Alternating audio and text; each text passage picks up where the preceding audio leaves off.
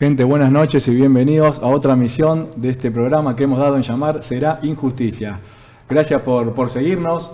No se olviden de seguirnos en redes y de darnos like, comentarios, compartan los programas porque así el algoritmo nos complementa y nos va visualizando más a todos. Así que por ese lado, muchas gracias. Gracias a los estudios de Canal 22 Web por el espacio. En el programa del día de hoy nos visita la doctora Débora Huchek, abogada penalista, maestra del juicio oral y fundadora de una mentoría para abogados. Doc, muchas gracias por venir. Gracias a vos, Imanol, por la invitación. Un placer estar con vos. Bueno, muchísimas gracias. Quería, Débora, que me comentes y profundicemos un poco en esto de la mentoría para abogados, que a mí me gustó mucho, que se centra más que nada en abogados penalistas, ¿no? Y en la parte oral del juicio. En realidad en todas las partes, pero sobre todo en la oralidad. Comentame un poco. Bueno, yo soy fundadora del Instituto DH Litigación Internacional, que nació aquí en Capital Federal y tiene su sede en los Estados Unidos. Tenemos programas educativos que han sido declarados de interés nacional por el gobierno de los Estados Unidos. Y esto tiene que ver con la misión del instituto, que busca formar abogados y convertirlos en litigantes infalibles. Bien. Porque sabemos que la oralidad se impone y que no es lo mismo trabajar en un expediente escrito que en un expediente oral. Así que lo que hacemos a través de las mentorías es formar abogados en técnicas de litigación, liderazgo, oratoria, pensamiento estratégico, investigación, y entrenamos juicios orales completos. Pero no solamente es para abogados que recién se inician, sino también para abogados que tienen experiencia y quieren destacarse, ser los mejores o tienen casos complicados. Mejorar su oralidad, mejorar diferentes técnicas. ¿no? Primero la estrategia, yo siempre digo que el trabajo empieza acá. Perfecto. Entonces es a través de un método que explicamos y que enseñamos. La idea es definir claramente tus objetivos. Perfecto. Y luego poder ponerlo en palabras y desarrollarlos en las técnicas de litigación, que es complejo, porque el juicio es complejo, hay mucha pasión de por medio, la adrenalina. Entonces, ¿cómo podés trabajar en escenarios tan desafiantes, ¿no? Donde la justicia está comprometida y no queremos que se cumpla con el será injusticia, ¿no? Lo que buscamos es, al contrario, todo lo contrario. Un poco, y sobre todo acá en Argentina, que en general todos los juicios en todos los fueros son escritos, ¿no? Excepto en penal, que tiene, inclusive es una parte del juicio en el penal, no es todo el juicio también, ¿no? Sí, en Provincia de Buenos Aires sí tenés más audiencias. Bien. En Nación todavía no, hay una reticencia del Poder Judicial, más que nada en el Fuero Federal, de implementar el proceso acusatorio adversarial, porque lo que trae es que es transparente, agiliza los tiempos, digamos que es menos distorsionable lo que suceda. Entonces hay una reticencia a implementarlo, pero es lo que ya se viene. Y la máxima expresión de su vigencia es el juicio por jurados, ¿no? Entonces, bueno, sí, buscamos preparar a los abogados y a los jueces, porque también forman parte de nuestro equipo de formadores y de formados jueces a nivel nacional y provincial. Sí, perfecto. Antes de seguir profundizando en eso, te quería hacer una pregunta que es la que yo le hago a todos los penalistas, tipo la bomba. Si vos creés que sirve o no sirve el derecho penal, según tu visión y según tu experiencia, ¿no? Sí, estuve pensando mucho en esa pregunta. Y la pregunta sería, ¿qué pasaría si no existiera un derecho penal? Bien. El derecho penal tiene distintos enfoques. Sí. Para mí, lo fundamental del derecho penal tiene que ver con por qué nace el derecho penal. Y el derecho penal nace no solamente de cara al individuo que cometió un delito, ¿no? Porque hablamos del derecho penal sancionador, sino para ponerle un límite al poder punitivo del Estado. Bien. Nace para preservar las garantías. Imaginemos un país, un reinado donde no existe el derecho penal y vos, cualquier acto que cometas podría ser considerado un delito. Claro. Esto es lo que sucede muchas veces en gobiernos o regímenes totalitarios, ¿no? Donde se persigue a la persona porque al gobierno de turno no le gustó lo que dijo o lo que hizo. Entonces el gobierno penal, es el que yo concibo, es un derecho penal, de garantías. Bien. Entonces, ¿cómo le ponemos límites al Estado? Bueno, a través de la sistematización de qué conductas son consideradas para la ley delitos. Claro. Y a partir de eso, el Estado no puede avanzar sobre eso. Principio de reserva, artículo 19 de la Constitución Nacional. O sea que sí sirve el derecho penal principalmente para proteger al más vulnerado, que es el individuo. Uno solo en contra del poder punitivo del Estado. Es un elemento, un objetivo de limitar al Estado contra el más débil, que es el individuo. Exacto, es que se ha corrido mucha sangre para poder poner este límite, ¿no? Ha corrido muchas muertes para decirle al Estado, usted no puede avanzar sobre esto. Entonces, de ahí viene la tipicidad, la necesaria tipicidad, las normas que lo contemplan y también esto de no dejar que ciertos grupos de poder sean del gobierno o paralegal o para gobiernos o los medios o cualquier otro tipo de presión se meta dentro de esta cultura de ponerle límite al Estado. Creo que está buena tu posición, la comparto. Me parece también que hay que trabajar sobre los operadores, ¿no? O sea, acá el problema me parece en general, yo tengo una visión crítica media negativa, ¿no? Pero en lo que hay que elaborar me parece a mí es en los operadores, en los fiscales, ¿no? En los jueces, cómo aplican. El problema está en eso, en cómo aplican el derecho penal, ¿no? En definitiva, tratar de democratizar un poco más, tratar de que no sea solo para un sector de la población, ¿no? En definitiva. Sí, el problema es que siempre hay excusas para avanzar sobre ese poder, ¿no? Sobre el poder que tiene el individuo de decirle, usted hasta acá no puede llegar. O sea, este es su límite. Y mi cuerpo, mi mente, lo que pienso, lo que hago en un ámbito privado, bueno, no es asunto suyo. Y siempre se buscan excusas. Entonces, por ejemplo, tenemos grandes movimientos que a través de la presión que se ejercen sobre lo que debería ser un poder independiente, como es el Poder Judicial, buscan avanzar. Ahora bien, lo que buscamos también, por otra parte, es tener operadores judiciales que tengan la valentía de ser rigurosos en sus actos, en el control que ejercen sobre los individuos y en la aplicación de la ley, pero más rigurosos en el respeto de las garantías individuales. Así que sí, siempre hay excusas, los tiempos cambian, las excusas se modernizan, ¿no? Por ejemplo, esto de la estigmatización de la persona por lo que es y no por lo que hizo, que es lo que sucede. Entonces partimos de ciertos prejuicios que calan en la justicia y se persiguen a personas no por lo que hicieron, sino por quienes son, ¿no? Entonces tenemos, en contra de los inmigrantes, en contra de los hombres si son casos de género, en contra de...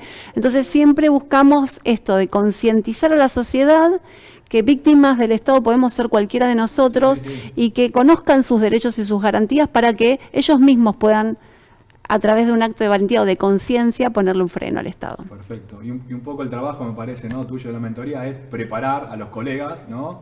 En esta ardua tarea que es bastante difícil y ardua, ¿no? Defender a alguien. Cuando le imputan un delito de diferentes características, ¿no? Pero sí, lo que sucede a veces es que los abogados, por más que nos enrolemos en el rol de penalistas, ¿no? Por más que digamos, mi especialidad es esta, el trabajo cotidiano te hace olvidar de lo elemental o de las bases del derecho penal.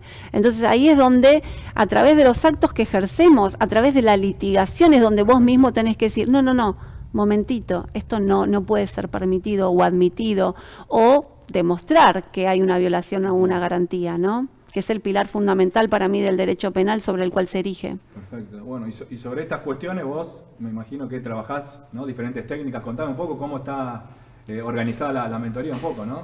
Bueno, en la mentoría lo que hacemos, primero tengo una sesión 1 a 1 con el colega. Bien. Hay mentorías individuales y grupales y también tenemos coaching donde entrenamos al abogado con el caso que trae bien, para el juicio oral. Agarra el caso en concreto que tiene el abogado en ese momento y sí, lo trabajan. Y nos convertimos en su coequiper, pero de manera silenciosa. O sea, el que va al juicio es él, salvo que nos pida que también trabajemos en equipo, pero el que va al juicio es el colega, pero nosotros trabajamos con él.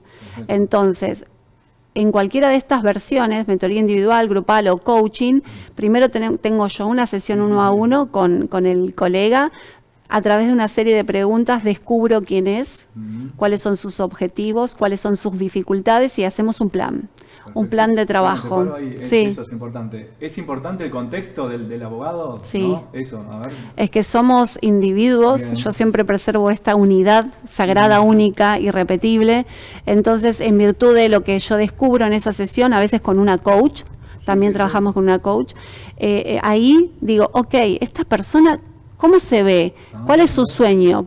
¿Cuál es su perfilación? ¿Por qué se convierte en un abogado? Tratamos de despertar esa pasión, el espíritu heroico, porque el abogado tiene que estar inspirado en esto del espíritu heroico. Somos héroes. Héroe, ¿no? Sí, somos héroes. Para las personas que representamos, confían en nosotros más que en nadie. Entonces tenemos que estar preparados para asumir ese liderazgo, ¿no?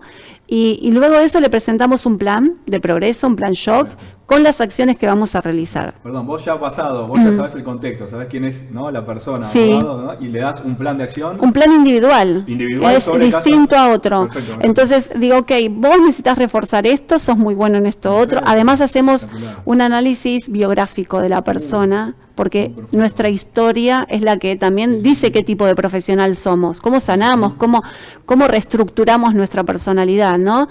Y porque después estás solito en el juicio. ¿No? Sos el que pone la cara. Claro, sos el que pone la cara. Entonces te preparamos para eso desde tu interior hasta cómo te plantás. Y después ejecutamos ese plan durante 3 meses o durante 6 sesiones, si es el programa de coaching, aplicado al caso que trabajamos, si es el tuyo o es el de la mentoría. Y analizamos la investigación, la estrategia, te enseñamos un pensamiento estratégico a través de un método que simplifica el trabajo y las técnicas. Obviamente la oratoria forma parte de esto, pero primero trabajamos acá. Perfecto. O sea, es bastante profundo. Es profundo y después cerramos con la simulación del juicio completo, que es espectacular. Espectacular. Como se hace en Estados Unidos, ¿no? Que hacen simulaciones. Es bastante... imagínate que vos vos podés saber interrogar, pero te aseguro que yo tengo alumnos con muchísima experiencia, penalistas destacados, con más de 200 juicios y me dicen, no, lo que aprendí acá no lo veo, ningún colega lo aplica. Entonces vos adquirís técnicas de avanzada que todavía acá no llegaron y que aunque vos hayas estudiado en Estados Unidos no te pienses que todos las saben aplicar. No. Esto es como el futbolista.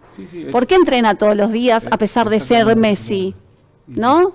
Entonces, no importa qué tan bueno seas, no importa cuánto te creas que sabes, siempre, yo digo, tener la humildad del aprendiz. Sí, totalmente. Entonces, esto de foguearte con otros colegas, de ver otros estilos, de recibir retroalimentación de un juez, de un fiscal o de tu coach, que voy a ser yo durante toda la formación, realmente marca la diferencia en los tribunales.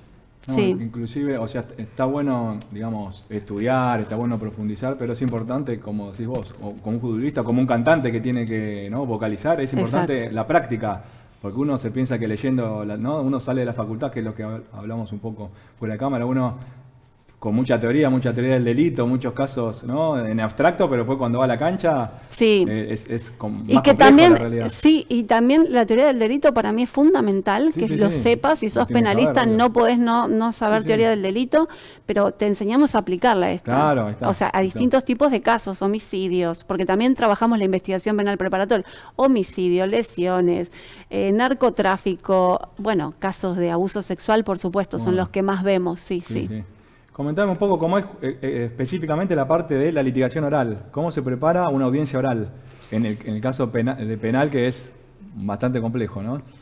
Bueno, nosotros aplicamos filosofías antiguas en toda nuestra formación, tanto occidentales como orientales. Bien. Lo primero que tenemos que saber que para una audiencia oral, hay una frase del arte de la guerra, del libro El arte de Sun Tzu, que dice, primero entablo la batalla y después la gano, ¿no? Espectacular. En distintas palabras dice esto. Entonces, por eso el pensamiento estratégico. Para una audiencia oral no es llegar y exponer, como nada en la Claro. vida, es elegir de qué manera tu estrategia va a quedar reflejada en tus palabras, Bien. con la finalidad de persuadir. Y aquí viene otro pilar Sí, sí. fundamental de las formaciones, que es la retórica de Aristóteles, que nos Bien. habla de etos, patos, logos. Entonces, primero tiene que ver con la ética del orador. Mm. Cómo vos te presentás, porque el abogado comunica hasta cuando está en silencio. Perfecto. Entonces, ¿de qué manera vos te presentás al público y podés transmitir una imagen de coherencia y credibilidad, para que todo lo que hagas sea aceptado, ¿no? Para que lo que hagas la gente no tenga reparo a este chanta, ¿no? Bien, Es bien, un bien. cambio cultural el que proponemos. Sí, sí, Después, esto tiene que ver con la ética del orador y del caso que estás representando, la selección de los valores. Uno defiende valores en el juicio, Bien. más allá de las personas.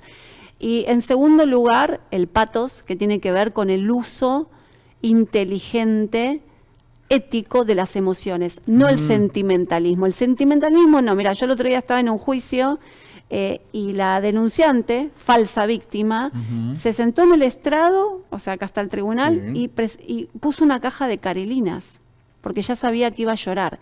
Esto es sentimentalismo.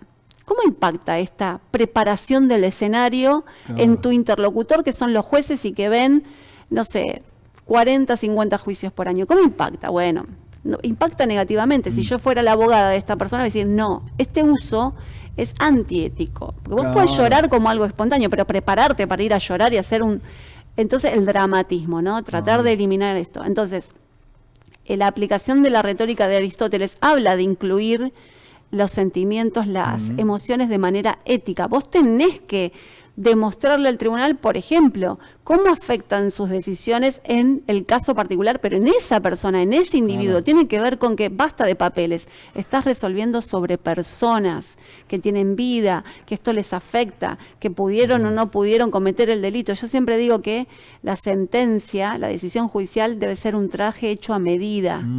¿No? Entonces vos no podés aplicar la general, no, en este caso particular. Y la tercera columna de este método es el logos, que tiene que ver con la lógica. Entonces, acá tu discurso, cualquier presentación oral, cualquier técnica, tiene que tener esto de los hechos y su comprobación. Y si la comprobación es científica, mucho mejor. Entonces, ¿cómo desde la lógica vos podés impactar con tu discurso en el otro? No le estás planteando algo que en otro contexto no se podría acreditar, ¿no? Por eso el proceso penal o cualquier otro y cualquier discurso tiene hechos, la acreditación, y si es científica, mejor, y el uso racional y ético de las emociones o los sentimientos. Así trabajamos con nuestros Así alumnos. está planteado. Sí. Es espectacular. Sí. Decime, a ver, ¿qué errores ves más seguido en los colegas abogados? Ya sea en etapa oral o en la escrita, ¿no? En todo el proceso. Sí, yo primero aprendo de todos los colegas, porque los colegas también pueden ser mis competidores Sí, obvio. y son mis maestros. En Total. primer lugar, son mis maestros. Entonces, no sé si lo llamaría errores, Sí. sino tal vez observaciones de Ahí cómo está. podemos mejorar nuestra comunicación.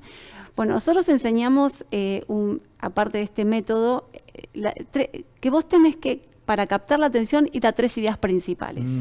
Entonces, ¿cómo centralizás, cómo resumís lo que querés comunicar haciendo uso de 3 ideas principales? Señores jueces, este asunto se trata de esto, esto y esto. Perfecto. Entonces luego las desarrollás con pruebas y derechos. Yo creo que hay que ser más efectivos en la comunicación. Eso está bueno porque a veces, te doy mi experiencia personal, a veces uno quería citar jurisprudencia, ¿no? Hacer escritos eternos de 100 páginas, pero a veces el juez hay que tener en cuenta que es una persona que está cansado, que tiene 200 casos por día.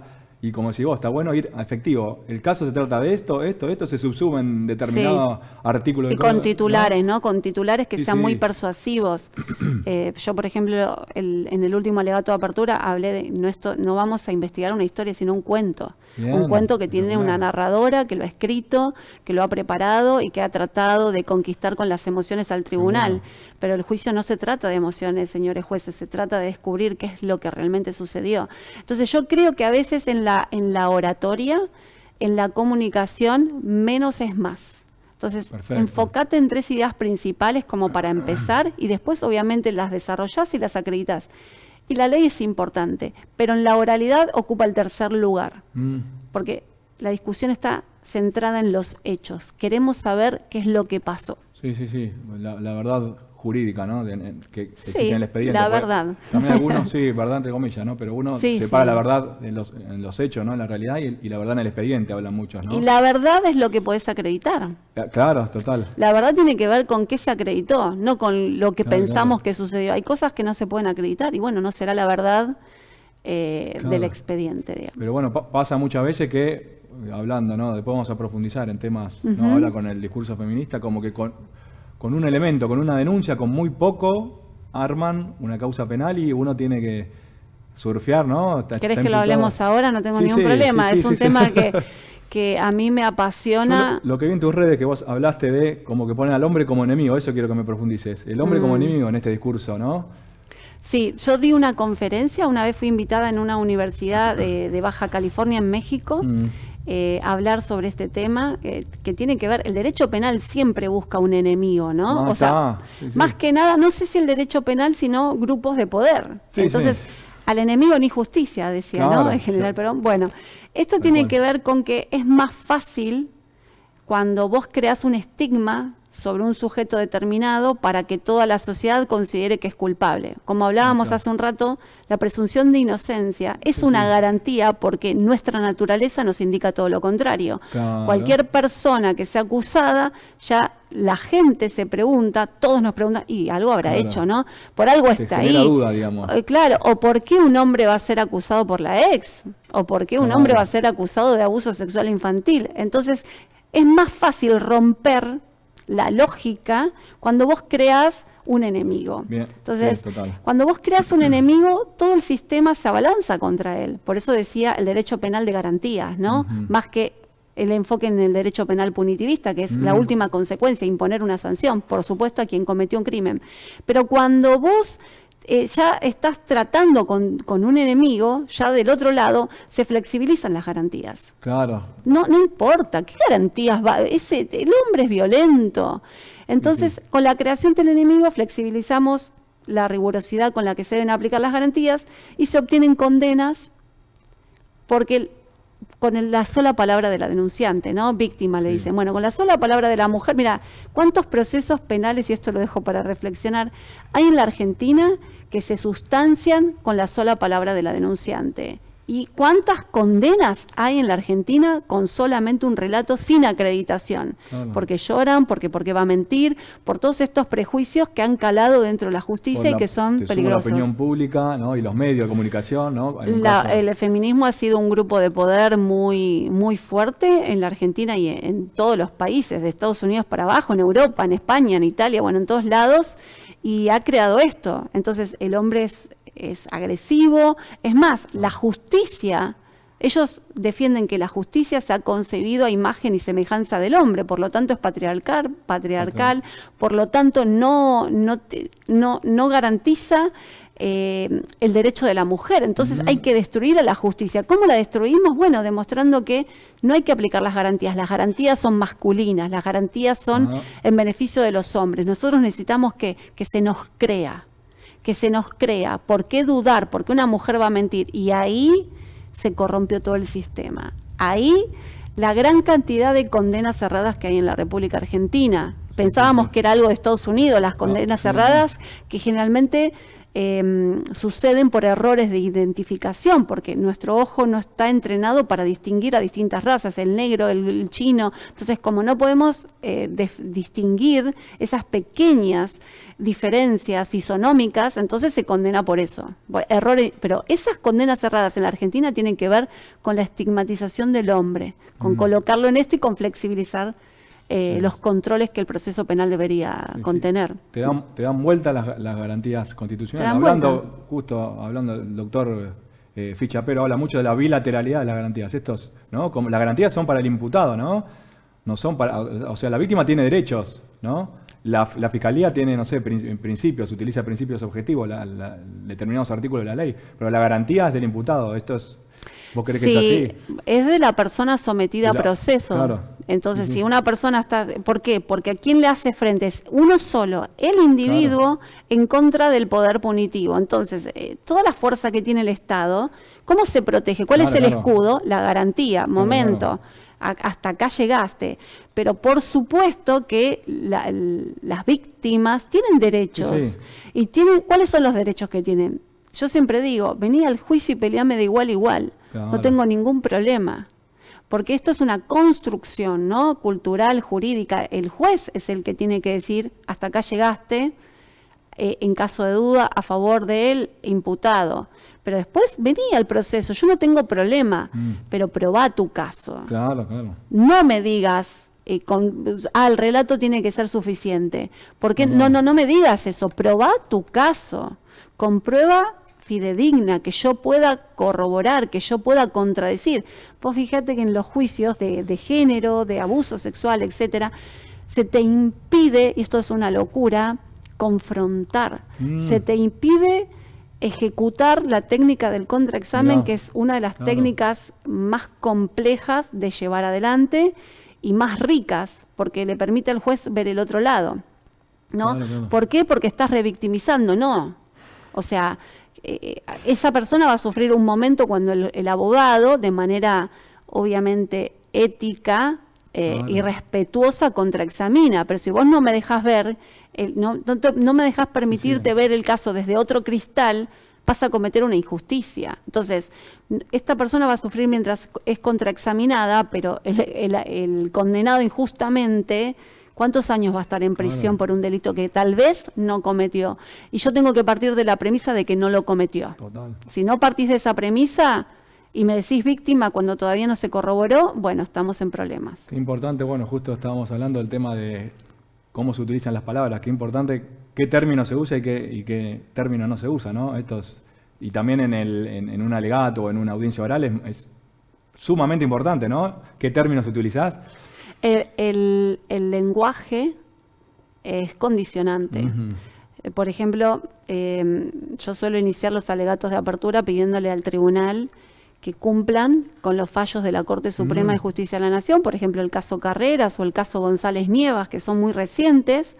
Más que nada el de González Nievas, que es de la pandemia, se dictó, lo dictó la Corte Suprema, donde dice el tribunal, el fiscal, tienen que evacuar las hipótesis alternativas. Total. Si vos partís de una premisa de culpabilidad, toda la investigación te va a conducir a confirmar la culpabilidad. Entonces, estos fallos yo los cito para decirle al tribunal, por favor, sean amplios en el ejercicio de que me permitan a mí, en el descargo de las pruebas, demostrarle la inocencia. Porque en casos de estos, de abusos sexuales, de violencia de géneros, ya sabemos que la defensa tiene que ser activa.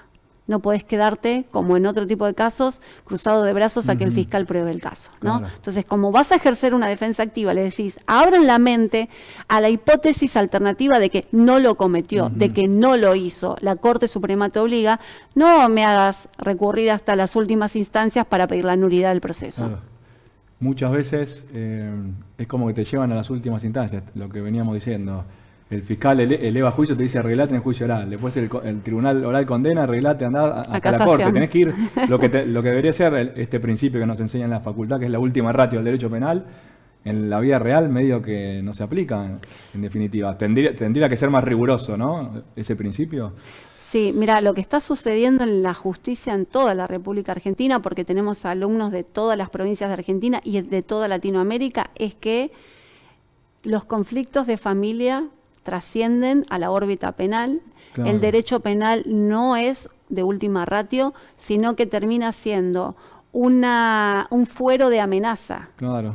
Entonces, si yo no logré lo que quería en el fuero de familia, bueno, ya nos vamos a ver en una causa penal. Total, la denunciante alega, no tiene que probar y vos estás bien comprometido de exclusión del hogar, que son medidas penales, ¿no? Porque son todas sancionatorias.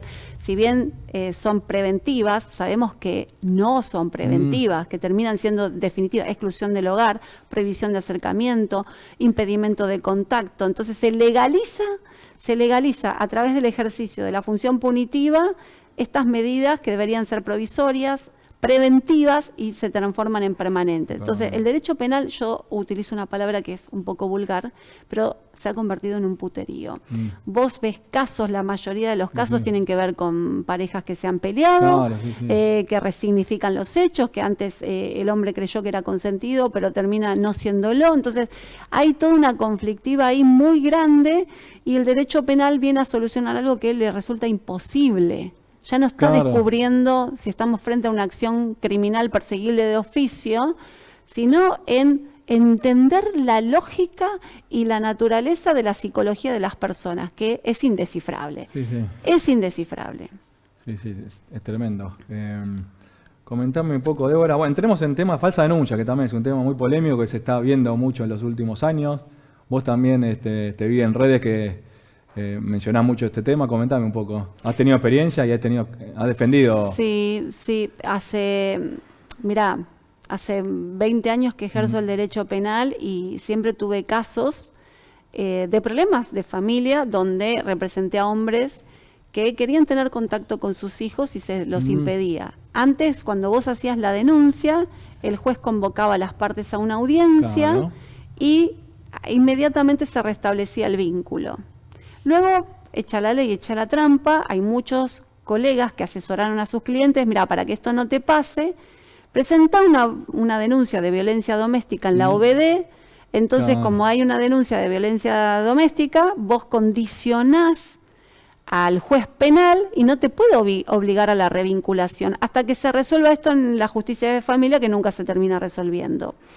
Entonces ahí, en este transitar, uno va descubriendo cómo se utiliza la justicia penal como elemento de coerción, y no desde el Estado, desde cualquier individuo. Le hemos dado el poder a que cualquier persona, y está bien siempre que sea un delito real que debería investigarse. Pero el flagelo de las falsas denuncias tiene que ver con que en la justicia argentina nunca se castigó el falso testimonio. Ahí está. Esa es la raíz del mal. Entonces, como total, el bien jurídico tutelado por el delito de falsa denuncia o de falso testimonio no es el individuo perjudicado, sino la administración de justicia. Como a la administración de justicia no le interesa perseguir esos delitos porque no tiene la dignidad que debería tener, en Estados Unidos vos cometés un falso testimonio, perjurio, vas en cana. Es grave, sí. Las penas son efectivas, pueden ser 2 días, 15 días, 3 meses, 3 años, pero vos cumpliste, es pena efectiva. En la Argentina esos delitos no se persiguen. Yo he perseguido delitos de falso testimonio, a pesar de que el sujeto pasivo es otro, la administración pública. ¿Y qué pasa? Como la pena es tan chiquita, entonces van a un abreviado, a una probation, a una probation, que ni cumple, ni importa. Entonces alienta, y ese es el hermano gemelo de la falsa denuncia. Porque el falso denunciante declara. Entonces se convierte en un falso testimonio. Entonces esa es para mí la solución, castigar fuertemente el falso testimonio, pero no castigar con una pena en expectativa, sino concreto. ¿Se acreditó que falseaste? ¿Que fuiste al juez y le mentiste cara dura, por más que juraste o prometiste decir la verdad? ¿No lo hiciste? Bueno, se te aplica un castigo. Y obviamente vamos a solucionar el tema de la falsa denuncia también, porque es la consecuencia. Este es un flagelo del cual yo vengo hablando mucho hace 20 años. Escribí muchos artículos que han sido publicados en revistas académicas y también en Clarín, La Nación. O sea, es un tema que yo, del cual vengo discutiendo. Y luego el auge vino con todo el movimiento feminista, el caso Thelma Fardín, donde todo el mundo ya, una mujer, la espectacularidad con la cual se nos presentó el relato y todo lo demás hizo que la gente ya ni dudara de lo que decía la mujer. Y si yo tengo un eslogan que es: las mujeres también mienten. Fui a Crónica, lo dije, salió, pero es que en ese momento había que decirlo. Mentir no es una cuestión de género, es una cuestión de identidad. Hay un artículo que escribí que salió en Clarín, justamente referenciado al caso D'Artés Fardín, que se llama El escrache, la Inquisición del siglo XXI, ¿no? Porque, o sea, el relato es violento también, es impuesto, es de afuera hacia adentro, cala en la justicia, se ejerce presión social, mediática. Entonces, ¿cómo los jueces ponen un freno a esto? Bueno, gracias a los comunicadores como vos, que traen estos temas, que los ponen en discusión y que dicen, no, un momento, que uno también, no sé si educa sería la palabra, pero puede transmitir, visibiliza, ¿no? Exacto, me gustó ese término, sí. Sí, la idea un poco, ya sabes, del programa es llevarle a la gente común y a los colegas, obviamente, estos temas que yo no veo que se toquen en las redes sociales, ¿no? ni en programas de aire tampoco. Sí, así que un poco la idea es esa. Pero lo que pasa es que tiene mala prensa, porque vos decís algo en contra de la falsa denuncia, ¿no? Pero es que es un flagelo. Las falsas denuncias son un flagelo. ¿Y por qué decimos que son falsas? Porque quien alega tiene que probar. Claro. Entonces, si vos solamente tenés un relato no corroborado, y ahí viene, no, pero los hechos ocurren en la intimidad, pero hay circunstancias de modo, tiempo y lugar. Claro. El principio de la lógica, lo que hablábamos hoy de la retórica. No hay lógica. Entonces vos tenés una persona que denuncia por violación, pero le estaba mandando un mensaje a la pareja, le decía, qué bien que la pasamos ayer. Y eso no se analiza. Importa lo que diga nada más. Entonces, indicios, corroborantes, periféricos, circunstancias de modo, tiempo y lugar, y móvil. No puede ser que en la justicia argentina no se analiza el móvil. Es una mala palabra, por favor. Todos nos movemos por algo. El móvil no tiene por qué ser ilícito, pero vos te movés por una intención, haces este programa porque querés comunicar, visibilizar. Bueno, las personas en un juicio también se mueven por algo. Tenés que enfocarte en eso. Y bueno, yo lo que enseño a mis alumnos es cómo demostrar que detrás puede haber un móvil. Y ese móvil claramente es lo que rige la actividad de las personas. Claro, y te sumo también muchas veces pericia psicológica, ¿no? Esto está en los procesos penales se suman también a veces pericias psicológicas que son medias vagas, ¿no? Imprecisas. Bueno, yo aprendí mucho con el licenciado Pablo Suárez de Lima. Él es perito forense, experto en psicología del testimonio. ¿Y qué es lo que sucede en la Argentina y en el mundo? Que se aplica el psicoanálisis. Mirá. Entonces, el psicoanálisis es subjetivo. Tiene que ver con el análisis, o sea, con este rapport, esta identificación que se produce entre el psicoanalista y el paciente, ¿no? Entonces es un análisis subjetivo. Claro. Ahora, en la justicia, el análisis debe ser objetivo. Ahí está. Porque vos no sos sujeto, sos objeto de investigación y tenemos que analizar la credibilidad, tenemos que analizar la coherencia, la lógica del relato. Y hay... En este tipo de abordajes, en el psicoanalítico, se aplican test subjetivos, test que no dan un resultado concreto y que el resultado va a depender del observador. Si vos analizás este dibujo, la persona abajo de la lluvia, lo vas a analizar según tu concepción, tu experiencia, tus estudios, tu prisma. Si lo analiza otro, va a llegar a una conclusión distinta. En cambio, en lo forense, los test son psicométricos. No importa quién lo ejecute, va a llegar al mismo resultado. Y los jueces saben muy poco de esto. Yo también sabía poco, y gracias a que batallo contra las falsas denuncias, aprendí un montón, y de la mano de Suárez Lima, que es un gran comunicador de estas áreas. Y inclusive yo veo muchos informes que dicen que viste esa palabra que es verosímil, eso de la verosimilitud. Bueno, verosimilitud, credibilidad, fabulación, son conceptos que son distintos, pero que les damos el mismo significado. Lo mismo, es algo subjetivo, ¿no? Verosímil es que pudo haber sido. Claro. ¿Y qué? Pero el derecho penal no está para analizar probabilidades, está para aplicar la ley al caso concreto. O sea, acá pudo haber sido... Y el relato no te lo va a confirmar, necesitas de otros elementos y que te permitan libremente confrontar el relato, para que deje de ser un relato y se convierta en prueba en el juicio, porque si ese relato no te permiten confrontarlo porque estás revictimizando, por favor, primero que sea víctima para que me digas que la estoy revictimizando. Entonces, yo tengo que tener libertad, y esto es lo que enseño a los alumnos, cómo con ética y con sensibilidad podés confrontar, contraexaminar. Aplicando, yo siempre a los colegas, y soy muy incisivo en eso, aplico que los principios de buena fe del derecho procesal, ¿no? La probidad, la lealtad, ¿no? Procesal, que muchos no sé, a veces no, ¿viste? Es otro tema, la ética en la profesión es como todo se ha convertido en un valor monetario. Y a mí me encanta cobrar honorarios caros, creo que todos deberíamos gozar de esta posibilidad y que de última elegir nuestros clientes, pero el tema es cuando lo económico termina convirtiéndose en algo extorsivo. y vos sabes que detrás hay un trasfondo y que los abogados son parte de eso. Como te decía, no quiere arreglar el divorcio, bueno, hacerle una denuncia por violencia doméstica, lo sacás de la casa, vas a ver cómo se sienta a negociar. Esto fue una práctica instaurada por colegas nuestros. Sí. Por eso gozamos de tan mala reputación. Y yo siempre digo que con ética, con principios y valores, podés ser un gran penalista. No necesitas torcer la ley, necesitas saber trabajar con la ley. Eso es lo que tratamos de inculcar en las mentorías, lo que inculcamos en realidad. Buenísimo.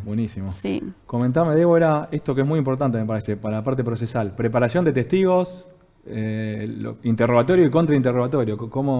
Comentame cómo lo preparás, cómo se porque está muy, esto quería decirte, hay una palabra que está medio mal vista, preparar al testigo. ¿Se prepara al testigo? ¿Está bien dicho o no? Sí, se denomina así vulgarmente, pero el tema es el concepto que uno le da, Eso, ¿no? claro. Entonces la utilidad que uno le da a la preparación. Cuando uno habla de preparación, tiene que ver con conocer al testigo. Ahí está. O sea, vos al juicio, esto es una frase que yo siempre enseño, al juicio no voy a investigar qué es lo que pasó. Bien. Entonces, antes de ir al juicio, yo tengo que saber qué puede aportar el testigo. Claro. ¿Cómo se comunica el testigo? Bien. ¿Qué tanta utilidad tiene? ¿En qué aspectos lo voy a interrogar? Porque todos los testigos no van a probar todo. Entonces, ¿cómo descubro la utilidad de ese testimonio? A través de esta entrevista previa. ¿Cómo se comunica? ¿Cómo puedo hacer que se comunique de manera más sencilla? Porque, mira, vos podés tener un testigo que va a decir una verdad, ¿no? Si no sabe comunicar, va a parecer un falso testigo. Mirá.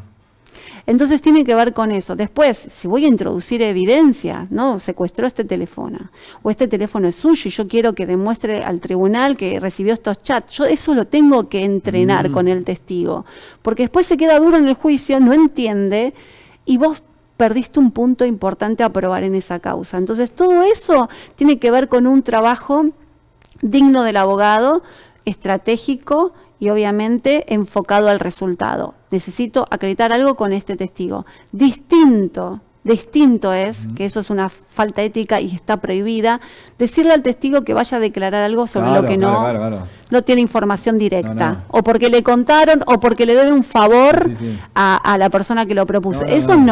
Eso no se hace en la preparación previa, no. Es prepararlo porque mucha gente inclusive se pone nerviosa porque nunca estuvo ante 3 jueces declarando, ¿no? Es prepararlo en el buen sentido, en la oralidad, ¿no? Yo siempre a los testigos les digo, yo no quiero que vos mientas, yo quiero que vos digas lo que vos viste con tus sentidos, con tus ojos, lo que escuchaste, lo que... Sí, a veces testigo de oída, lo que escuchaste también, del otro, pero no hace falta que mientas. Y uno... Además, le explica el contexto. Cuando vos le explicás a un testigo, mire, esto se desarrolla así, va a haber 3 jueces o un juez, si es unipersonal, le van a preguntar, los abogados nos vamos a pelear, objeción, oposición, te van a leer artículos de lo van a hacer salir, exacto. Todo eso tranquilo, es el juego del juicio, así se maneja. Entonces la persona calma la ansiedad. Bien. No la puede eliminar porque el juicio nos estresa a todos, pero calma la ansiedad y ahí se predispone. Pero además, el tipo de preguntas que le vas a hacer. ¿Por qué son preguntas abiertas? Capaz que no entendió, no te da información. ¿Por qué vas a preguntar de manera más direccionada para obtener detalles? Que el otro colega le pueda hacer preguntas sugestivas y él va a tener que responder por sí o por no. Entonces, ese juego, esa mecánica que se la enseñamos a los abogados, también hay que enseñarle al testigo. Bien. ¿Y cómo lo preparás para el contrainterrogatorio del contrario, ¿no? De la otra parte? ¿Cómo se lo preparás? Primero tenés que vos saber... Tenés que tener mucha claridad sobre la estrategia del adversario. Perfecto. ¿Cuál es la teoría del caso del adversario? Mucha claridad por dónde va a ir. No hay otro principio del arte de la guerra, conoce a tu enemigo, algo por ahí, ¿no? Tenés que conocer a tu adversario. Tenés que conocerlo tanto como conocerte a vos. Quien no conoce al adversario y no se conoce a sí mismo, pierde la batalla. En un 100%. Entonces, tiene que ver con esto, ¿no? Con incluir en tu trabajo la teoría del caso del adversario. Entonces, hay ciertos puntos que el otro va a atacar. Mis testigos no son perfectos. Mis testigos no van a acreditar todo. Entonces te van a preguntar por esto. O sea, vos decís que viste, que estabas a 10 metros, que pudiste descubrir que era la persona, identificarla correctamente, pero había otras personas que también identificaste. ¿Por qué solamente te acordás de esta persona? ¿No? ¿Por qué esta en particular y qué otras personas había en el lugar que vos me puedas describir con tanta precisión? Por ejemplo, eso podría ser la teoría del caso del adversario, un error en la identificación, supongamos. Entonces yo tengo que prepararlo. Mira, te van a preguntar qué otras personas había. ¿Qué vas a responder? Contame. ¿Recordás a alguien más? ¿O por qué vos recordás a esta persona y no recordás que había otras personas también? Capaz que estaba solo. Dame una respuesta primero y después yo te entreno. Te hago preguntas sugestivas de un solo punto. Trabajo eso. Me anticipo. O sea, identificás la estrategia del adversario y trabajás sobre esas posibles, ¿no? Porque uno no sabe realmente lo que va a preguntar el otro, pero tenés como un camino a seguir. Sí, ¿sabés lo que sucede? Que uno se enamora tanto de su caso claro, que ya no le ve fisuras. Sí. Entonces, cuando vas al juicio, te sorprendés. Por eso el trabajo en las mentorías y en coaching tienen que ver con esto. Vos estás enamorado de tu caso, pero yo que soy tu coach, no. Entonces, vení y convenceme. ¿Cómo? Yo soy quien va a contraexaminar a tu testigo. Y ahí te voy a demostrar que falta trabajar. Sí, todos tenemos nuestros sesgos, ¿no? Todos. Pero es cuestión de trabajarlo. Vos te enamorás del caso y si no te enamorás, no lo vas a defender con convicción. Entonces yo quiero que te enamores del caso. Nunca dudes de la estrategia que vas a hacer. Está bien enamorarse del caso, pero trabajarlo, digamos, trabajar el caso, ¿no? Conocer las debilidades e incluirlas en tu trabajo. Que las debilidades no son un problema. El problema es cuando vos no le das una respuesta a esa debilidad. O sea, sí, en el ejemplo que te puse, identifiqué a esta persona, a la pregunta de ¿por qué no identificaste a otra? O ¿por qué solamente te acordás de esta? Te digo, había 2 más, pero estaban muchos más lejos que esta persona, o la luz no me daba, o no los pude ver, o no había nadie más. ¿Cuál va a ser tu respuesta? Ahí está. ¿Sí? Pero una respuesta tiene que ver por el silencio, entonces va a decir, no, entonces vos no viste a esta persona. Yo no quiero que el tribunal saque una conclusión equivocada porque yo no incluí la desventaja. Claro. Espectacular.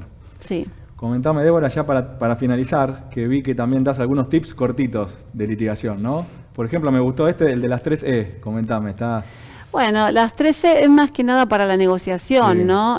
Tiene que ver con, primero, encontrar, ¿no? Encontrar en qué puntos podemos comulgar. Más allá de las diferencias. Esto en la negociación. Para lograr una negociación es importante. Perfecto. O sea, tenemos diferencias, ¿viste? Es como el yin y el yang. Pero ¿cuál punto en común? Esto sirve en general para cualquier tipo de proceso, una conciliación, por ejemplo, ¿no? Cualquier tipo de proceso. Sí, cualquier tipo de proceso. ¿Qué es lo que tenemos en común? Bien. Bueno, no sé, nuestros hijos. Perfecto. Si hablamos de interés superior del niño, bueno, total. ¿Qué te importa a vos? ¿Qué decís que te importa a tu hijo? ¿Qué decís que te importa? Bueno, bien, hablemos de este punto en común. Un punto en común. Sí, después el encuentro, empatizar. Si bien yo estoy totalmente en desacuerdo con vos, puedo incorporar en mi análisis tu punto de vista. No lo descarto, ¿entendés? No lo refuto, no lo elimino, no, lo tomo como válido, porque vos ves las cosas por algo. Perfecto, de esta manera. A ver, en tu lógica funciona así, bueno, trato de incluirlo. Tiene que ver con ese trabajo, pero tips de litigación oral más importantes son, primero, la claridad mental. Perfecto. Y yo siempre digo, la primera impresión, la primera imagen que le das al tribunal, por más que te hayan visto en los pasillos, hayas conversado, lo primero que digas, cómo lo digas, qué frase vas a utilizar, es lo que va a marcar la diferencia en el juicio. ¿Por qué? Pues están muy acostumbrados a la acusación que lee, vengo a acusar, bla, bla, bla, bla, las pruebas, justo hablábamos de a lo estructurado. De leer en los alegatos. Claro. Es medio... No está generando ningún impacto en el tribunal, digamos, es algo muy formal que, ¿no? Sí. O sea, no generás nada, o sea, no conectás. Y hoy en día la oralidad trata de conexión, ¿no? Esto de mirar a los ojos, de tener la seguridad, de verbalizar lo que sentís, lo que investigaste del caso. Entonces, empezá fuerte. Siempre digo, bien. Elegí una frase, un lema, tema. Algo de impacto, ¿no? Algo de impacto. Bien. Vengo a defender la inocencia de Roberto. Dijiste vos, se trata de un cuento, algo que le genere como alguna... ¿no? Sí, vamos a ver a la denunciante llorar, señores jueces, pero el juicio no se trata de emociones, se trata de hechos y pruebas. ¿no? Porque esto ¿qué hace? Capta la atención del que te escucha. O sea, no y capta la atención del anticipa. juez. Yo ya sé que van a llorar. ¿Y qué hago? Me desarmo. Se desarma todo el mundo cuando alguien llora. Entonces yo le digo, vamos a ver a la denunciante llorar. Y aparte ya le digo denunciante. ¿Entendés? Ya marco. Marcá los términos, vamos a verla llorar. Y la entendemos, señores jueces. Pero el juicio no se trata de lágrimas. Buenísimo. No se trata de emociones. Se trata de hechos y pruebas. Entonces ahí resolviste muchas de las cuestiones que se van a debatir durante el juicio. Vos le decís, enfócate en los hechos. ¿Cuáles son los hechos, señores jueces? Tal. Simple, un párrafo. Le digo, ¿y qué prueba? Les voy a demostrar con qué prueba. Es un alegato de apertura, ¿no? Claro. Entonces, es como una síntesis, vos das como impacto, síntesis, y sí, después pasás. Y no le digo toda la prueba, incluso en el clausura, no hago un desarrollo y le leo. No, en cuanto a la lectura, ¿en qué me voy a enfocar? El testigo dijo esto, cito comillas. Ahí está. La frase impactante, ustedes lo vieron, ustedes lo escucharon. Cuando le pregunté por esto, respondió tal cosa. ¿Entendés? Ahí sí leo literal. Eso, se pueden leer determinadas cosas que vos quieras resaltar. Claro, ¿no? porque el eso que dijo esto. Yo no estoy inventando, no es lo que me acuerdo, es lo que dijo. Entonces, al decirte, y ustedes lo escucharon, señores jueces, cuando le preguntó a esta defensa, dijo esta tal cosa, que no lo puede afirmar, que en realidad, y sí, había disputas previas, lo reconoció, o que más allá de lo que digan, había un interés. No creía que el papá de esa niña fuera lo suficientemente capaz para mantener una relación. ¿Y qué hizo? Lo excluyó, lo sacó, buscó las 1000 maneras. ¿Cuáles son las 1000 maneras? ¿Entendés? Perfecto. Un listado, lo visual, hacer un checklist para el tribunal. Perfecto. A ver, si da la estructura. A veces no hay ni un veces pizarrón. No se puede. A veces no hay ni que tienen un vaso de agua para dar. No hay ni un televisor. A veces no tenés la estructura, pero vos podés hacer un checklist mental y usar las manos para ejemplificar, ¿no? Entonces, si vos lees, te privás de todos estos recursos. ¿El lenguaje no verbal es importante también, eso? Gesticular, ¿no? ¿Es importante? Es importante siempre que sea controlado y entrenado. Ahí está. El lenguaje corporal comunica mucho más que las palabras, pero no olvidemos que estamos muy acostumbrados al escrito. Claro, entonces una persona que simplemente haga esto y tire frases no conmueve. Entonces vos tenés que tener lo técnico y apoyarlo en la seguridad corporal. Y obviamente, por ejemplo, yo digo, y escucharon a Juan, Pedro, Marta, ¿qué nos dijeron? Nada, señores jueces, nada. Buenísimo. Entonces vos, viste en una... son pequeños... Sobre lo que investigamos, ¿qué vieron? Nada, señores jueces, no vieron nada. ¿Qué escucharon? Cientos de cosas. Cientos. ¿De dónde? De la fuente de información, la única fuente de información, que es la denunciante. No hay más que eso. Entonces buenísimo. Simple, ¿entendés? Vos podés decir, entonces va acompaña. El lenguaje corporal acompaña las palabras. Es buenísimo. ¿Qué otro tip? Que algo que vi muy bueno también. En generar empatía con la audiencia, compartir los temores. Esto me pareció importante, ¿no? Sí. Digamos, visualizar que por ahí uno está... claramente uno siempre está nervioso cuando tiene una audiencia, más allá de que tenga, ¿no? Años de ejercicio. Te conté yo una experiencia personal, una de mis primeras audiencias en la Cámara Criminal, que el juez me miraba medio raro y yo, viste, tratando de hilar las palabras. Pero comentame... ¿Qué estrategias hay para visualizar esto? Mira, en primer lugar, lo que vos dijiste, ¿no? Vos veías que el juez te miraba raro. Los jueces no quieren que vos te equivoques. Entonces también, a su manera, te están dando el camino. Entonces, te están diciendo corregir. Entonces hay que leer eso. Hay que leer al interlocutor. Ojo, capaz yo lo malinterpreté por mi nerviosismo, ¿no? Capaz que el juez me estaba queriendo prestar atención, o que no, yo lo interpreté. Capaz que diciendo, muy bien, va por ese punto. Claro, como estaba nervioso, yo lo interpreté para ese lado. Claro, y no sabés. Capaz que, obviamente, si vos trabajás siempre con los mismos jueces, y bueno, los vas a conocer mucho mejor, pero los gestos de los jueces, de los magistrados, comunican.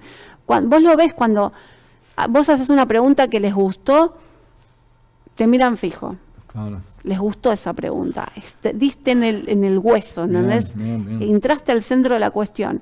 Cuando vos haces una pregunta, enseguida desvían, o sea, no te van a impedir que la hagas, pero desvían la mirada, no les gustó.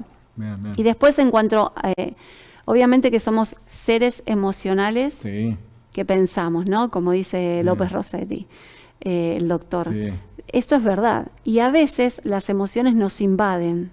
Primero nervios vas a tener cuando digas en el tribunal vas a tener miedo, eso asumimos. Pero después de eso puede ser que la emoción te invada y no te permita a vos conectar como deberías. ¿Qué haces? Bueno, decir, señores jueces, se me hace un nudo en la garganta. Es tanta la impotencia que sentí al transitar esta causa que tengo temor de no poder expresar todo lo que sentí, todo lo que investigué, todo lo que probé en este juicio. Si en algún momento me quiebro, ya saben, señores jueces, que es por nervios. Nervios a que mi cliente sea condenado injustamente. Miedos a que se cometa una injusticia. Miedo a que no hayan podido ver la verdad. Entonces vos verbalizá. Tengo nervios, tengo esta sensación, tengo esta impotencia. Ponelo en palabras. O pedís un cuarto intermedio.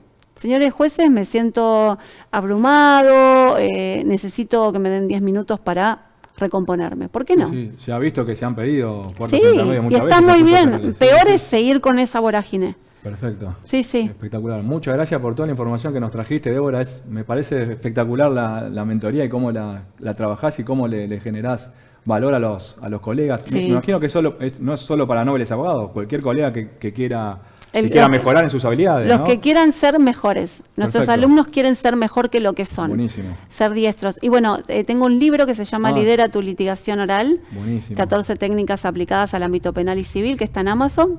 Buenísimo. Y bueno. Comentá dónde te pueden encontrar en las redes. En @ Débora, termina en H, Huczek, Huczek. Perfecto. 2 H. Perfecto. Y los colegas que quieran... En YouTube, Instagram, Facebook. Perfecto. Y bueno, ahora TikTok, que estoy empezando. Empezaste en TikTok, bueno esa es otra red que es media... No, bueno. me costó mucho entrar y Sí, todavía no la entiendo, pero Así bueno, siempre tratamos de comunicar y aportar valor a los colegas. Buenísimo, muchísimas gracias, Débora. Gracias a vos. Gente, gracias por escuchar este programa, gracias a los estudios de Canal 22 Web. Síganos, hagan unos comentarios en YouTube o en Instagram, yo en la medida que puedo los voy contestando. Así que muchísimas gracias y hasta el próximo programa.